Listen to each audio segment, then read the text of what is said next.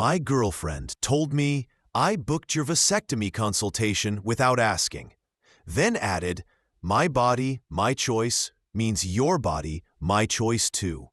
I said, interesting logic. After that, I called the clinic, canceled the appointment, and instead scheduled a prepaid, non-refundable therapy session in her name. Yesterday, I, 29 male, received an email that made me look twice. Subject line, your vasectomy consultation confirmed for next Tuesday. Excuse me? My what? I opened it and found full appointment details. Dr. Henderson at the Men's Health Clinic across town. The date, time, and even pre-procedure instructions with PDF downloads. Here's the thing. I never scheduled a vasectomy.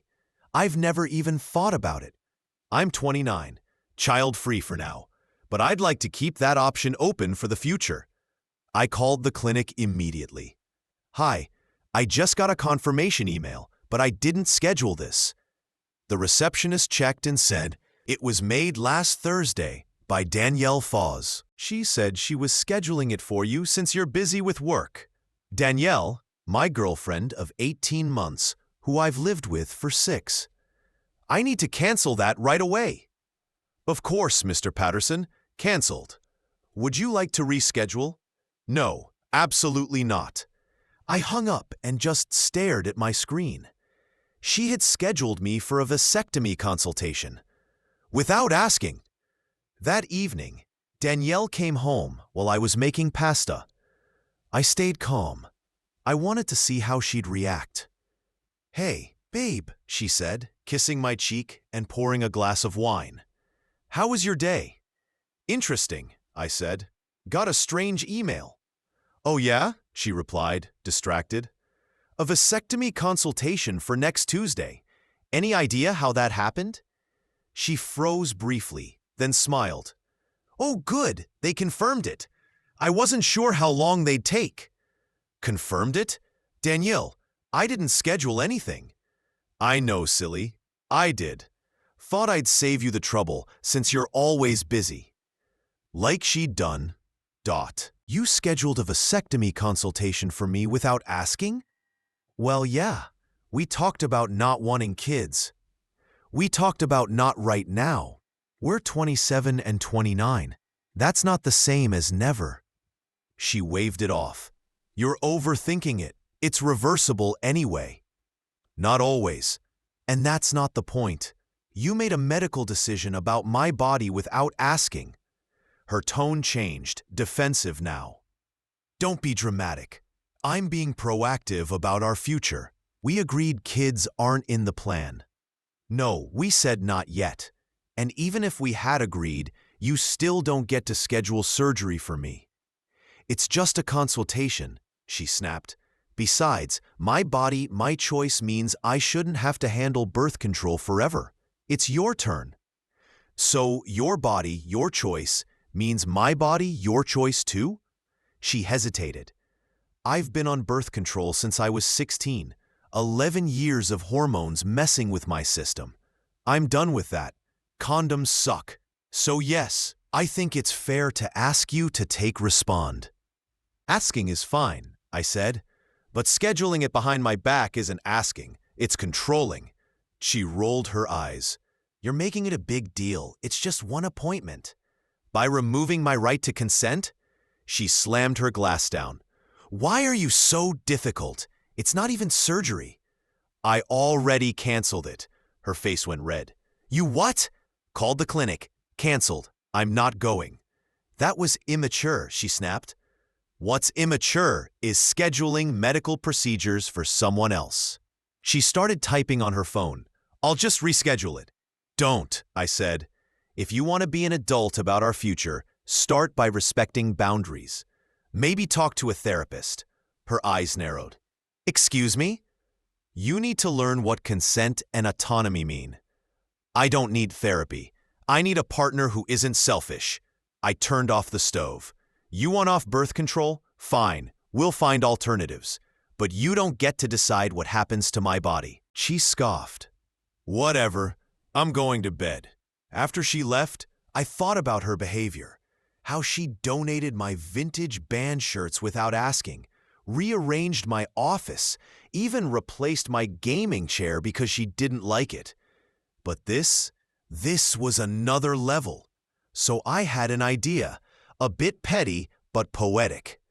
I searched for therapists accepting new patients, found Dr. Patricia Newberry, psychologist, booked an appointment under Danielle Foster. Her email, her number, reason for visit. Difficulty respecting boundaries, controlling tendencies, needs help understanding bodily autonomy. Next Wednesday, 6 p.m. Prepaid $180, non-refundable. An hour later, the confirmation hit her inbox. Around 10 p.m., I heard a shout from the bedroom. "Brandon, get in here!" She was furious, laptop open. "What is this?" She shoved the screen toward me. Appointment confirmation from Dr. Newberry. "Looks like a therapy session," I said calmly. "Why did I get this?" "Oh, I scheduled it for you. Thought I'd save you the hassle." Her jaw dropped. "You didn't." "I did. You seemed like you needed professional help with boundaries and consent." "Cancel it." "Can't. It's non-refundable. Already paid."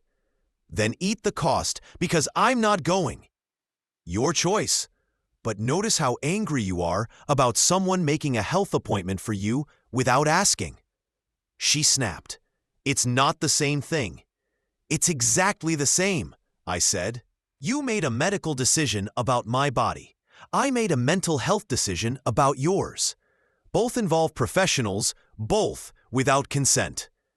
"Therapy isn't surgery," she yelled. "Neither was the consultation. Remember?" She was shaking now. "You don't get to decide if I need therapy, and you don't get to decide whether I need a vasectomy. See how that works?" "I was trying to help our relationship," she said. "So am I," I replied. "Healthy relationships need boundaries. Clearly, that's something you struggle with. So, I found you professional help. You're welcome." Danielle grabbed her phone and began texting. Probably her sister, Veronica, who she turns to for everything. "I want that money back." "It's non-refundable. Says so in the confirmation email." "Brandon, I swear to God." "You swear to God what? You'll start scheduling more medical procedures for me without permission? Pretty sure we've established that's your move." She got out of bed, grabbed a pillow and blanket. "I'm sleeping on the couch." "Cool," I said. "I'll let Dr. Newberry know communication's another issue." The pillow hit me square in the face before she stormed out. I slept surprisingly well. The next morning, she was already gone. She normally works from home on Friday, but her laptop and bag were missing. I texted her, "Where are you?" No response until noon. "At Veronica's. Need space to think." I replied, "Okay, take your time." Her response, "That's it? Just okay? What else should I say? Maybe apologize for booking therapy for me like I'm broken?" "I'll apologize when you apologize for scheduling a vasectomy for me like I'm a child who can't make his own medical decisions." Read at 12:47 p.m. No reply. Around 3 p.m., I got a call from an unknown number. "Hello? Is this Brandon Patterson?" "Yeah." "This is Veronica Foster, Danielle's sister. We need to talk about what you did." "Oh good. The cavalry arrives." "What I did? Don't play dumb. That therapy appointment, seriously, that's manipulative and controlling." "Interesting," I said. "What would you call scheduling a vasectomy consultation for your partner without their knowledge?" "That's different," she snapped. "Danielle was trying to fix a problem in your relationship." "By violating my bodily autonomy? Oh please, you're being dramatic. She was being practical. Birth control is expensive and has side effects." "Then we could have discussed alternatives like adults. not have one person making unilateral medical decisions for the other. She's been on birth control for 11 years, Brandon. Don't you think it's your turn? My turn to what? Get sterilized because she's tired of hormones? There are other options. IUDs, arm implants, non-hormonal methods, even male birth control trials starting soon, none of which involve making decisions about someone else's body. Veronica scoffed. So what? You schedule therapy to punish her? That's petty. I schedule therapy because she genuinely needs help understanding boundaries. This isn't the first controlling thing she's done. It's just the most extreme. Examples? She threw away my vintage concert shirts without asking, rearranged my entire home office without permission. Bought me a new desk chair because she didn't like my old one. And now this. She has a habit of making decisions about my belongings, my space, and apparently my body, all without my input. Silence. She was just trying to improve things, Veronica said. By overriding my choices at every turn? That's not improvement, that's control. Hence, therapy. You can't force someone into therapy. I didn't force anything. I booked an appointment just like she did for me. She's free to skip it and waste the $180. Her decision. She wants you to cancel and refund the money. Can't cancel. Non-refundable. Told her that already. Then pay her back the $180. Why would I? It was my card. She spent my time and energy scheduling a surgery I never agreed to. We're even. Brandon, you're being unreasonable. Veronica, with all due respect, this isn't your relationship. Danielle made a choice, and I responded to it. If she wants to talk it through like adults, great. If not, F. But I'm not apologizing for calling out her behavior, and I'm not refunding money for an appointment she honestly needs. She doesn't need therapy. Everyone can benefit from therapy, especially those who believe their partner's body is theirs to control. I hung up. Felt good. That evening, when I got home, Danielle was on the couch with Veronica beside her. They both looked up when I entered. A united front. We need to talk, Danielle said. Sure. I sat across from them and waited. Veronica spoke first. Brandon, we've discussed this. Danielle is willing to forgive you for the therapy thing if you agree to at least attend the vasectomy consultation. No. Just hear the doctor out, she insisted. Get informed. I am informed. I know vasectomies are safe, effective, and sometimes reversible. I also know I don't want one now, and I don't appreciate my girlfriend scheduling it behind my back. Danielle leaned forward. Brandon, I'm sorry I didn't ask first. I should have talked to you.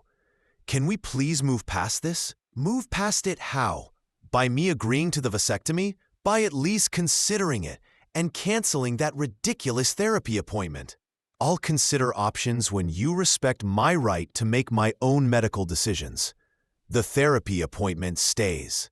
Brandon, I said I'm sorry. You said you're sorry for not asking first. That's not the same as understanding why it was wrong.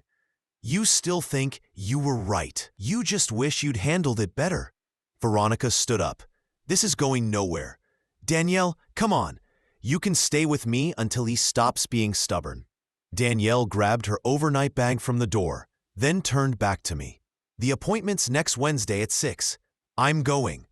I'll tell Dr. Newberry what you did and how you're the controlling one, not me. You're welcome to do that. I'm sure Dr. Newberry will have thoughts. They left. A week feels long when your girlfriend's staying with her sister and only sends passive-aggressive texts. Monday, hope you're happy. Had to buy new work clothes because you still have my closet key. I don't. Our closet doesn't even have a lock. Tuesday, Veronica says you're gaslighting me. She's probably right, in her world.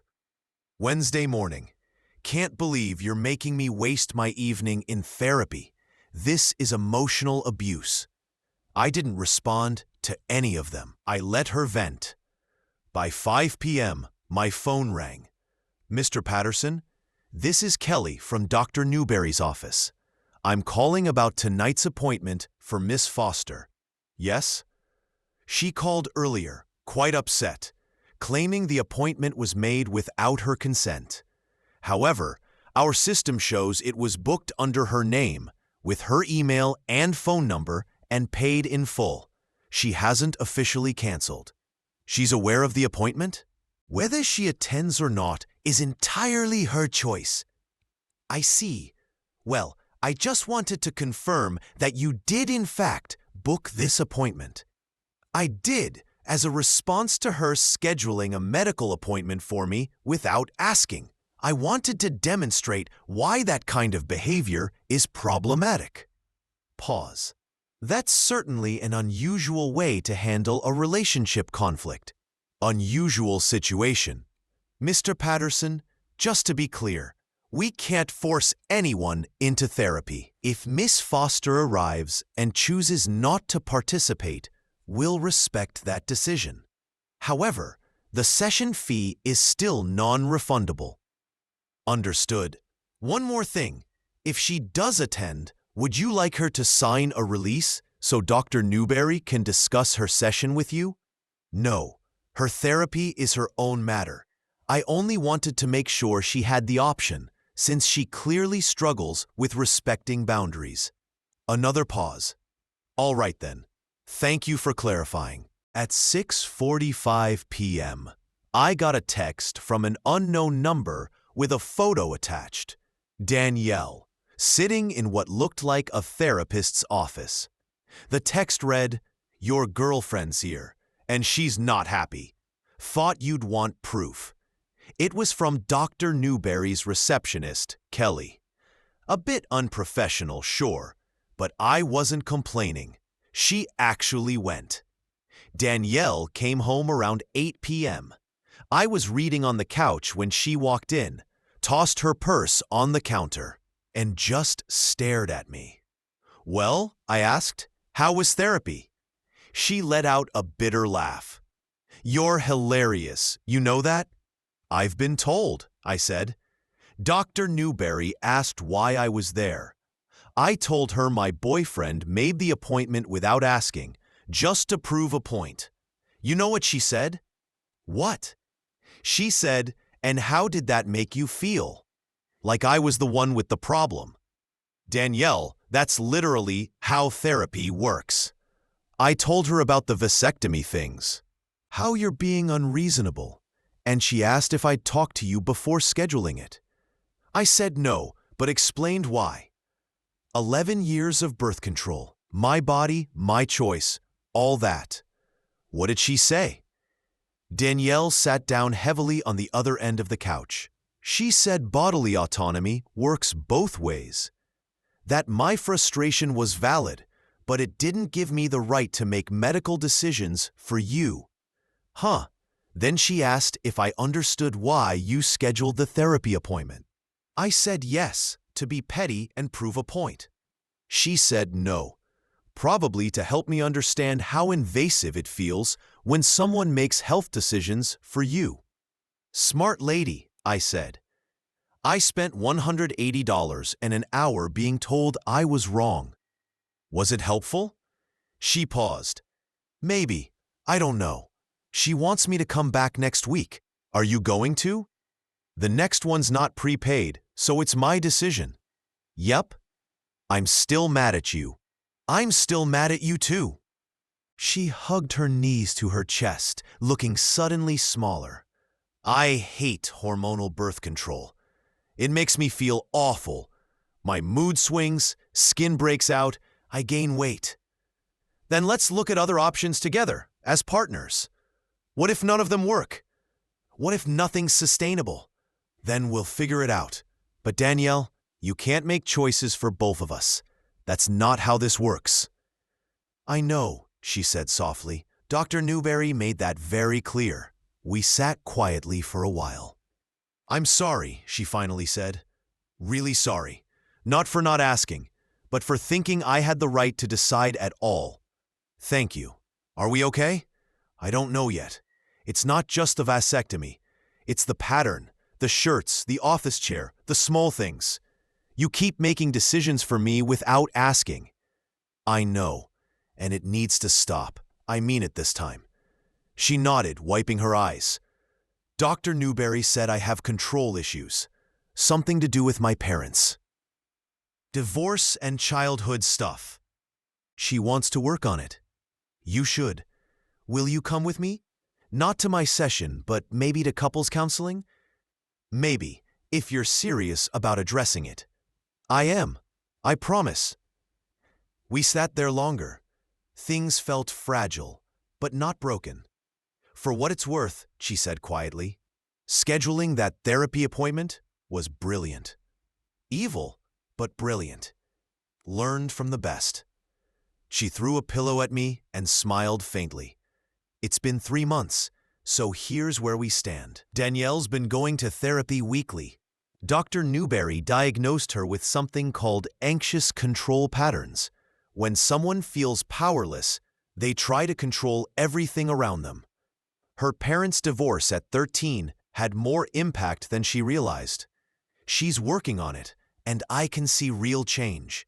Small things, like asking before rearranging things, checking with me before making joint plans, listening when I say I don't like something. Big things too. She brought up the birth control issue again 2 weeks ago, but this time we talked. Turns out her doctor had suggested an IUD years ago, but she was afraid of the insertion pain. We researched together, read reviews, watched videos. She decided to try it, had it done last week, said it wasn't as bad as she expected and feels better off hormones. I offered to come with her. She said no, she needed to do it alone, but appreciated the offer. Progress. We also started couples counseling every other week. It's awkward and uncomfortable, and sometimes we leave angry, but it's helping. We're learning to communicate instead of assuming what the other person thinks. The therapist asked why I didn't just leave after the vasectomy thing. My honest answer? Because despite everything, Danielle's smart, funny, and when she's not trying to run my life, I love being with her. People are flawed. Relationships take work. I'm willing to do it, as long as she is too. She got asked the same question, why she stayed. She said, because he called me out without being cruel, because he made me realize how wrong I was, because the therapy stunt, while petty, showed me he wouldn't let me walk all over him. He's the first person who's ever pushed back. The therapist nodded. Boundaries aren't punishment, they're respect. We're still not perfect. Just last week, we argued because she bought groceries without checking what we needed. Half of it went bad.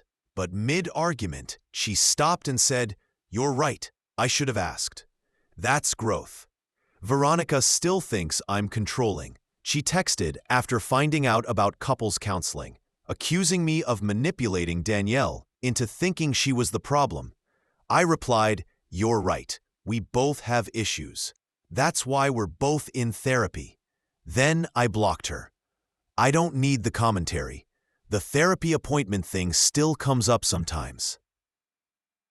Danielle's friends call it manipulative. Mine call it, our couples therapist calls it an unorthodox but effective boundary enforcement.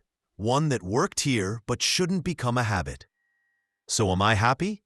Mostly. Some days are hard. Trust takes time to rebuild. But at least I'm no longer anxious about what decision she'll make for me next. That's worth something. Danielle's making dinner right now. She asked what I wanted. A small thing, but a huge step. We're getting there.